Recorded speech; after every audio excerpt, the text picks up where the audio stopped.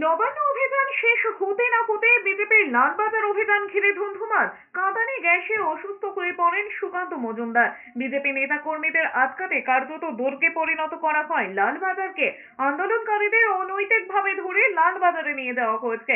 তাদের ছাড়াতেই লালবাজার অভিযানের হঠাৎ করে ঘোষণা করেন সুকান্ত মজুমদার। এরপরে মিছিল করে লালবাজারের দিকে যান রাজ্য বিজেপি নেতৃত্ব, কিন্তু Bentinck street, baby Ganguly street crossing এর কাছে পুলিশ মিছিল আটকাতে সেখানে রাস্তায় বসে পড়েন সুকান্ত মজুমদার, লকেট চট্টোপাধ্যায়, তাপস রায়রা।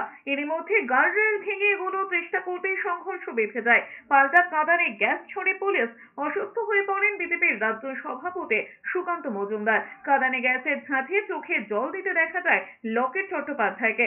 অসুস্থ বোধ করেন police কর্মীরাও। City of Joy, City of Joy now has been City of Joy. লজ্জার কথা, এইভাবে টিয়ার গ্যাস দিয়ে কার মুখ বন্ধ করতে পারবে? আমাদের বন্ধ করতে পারে। একটা মহিলাকে নৃশংসভাবে ব্রুটালি হত্যা করা হয়েছে, তার এভিডেন্স লোপাট করার জন্য সেখানে সেমিনারে ঠিক লোক ছিল, সেখানে কোনো গার্ডরেল লাগাতে পারেনি।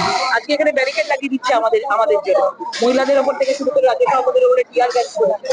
তাহলে এটা কিসের বিচার?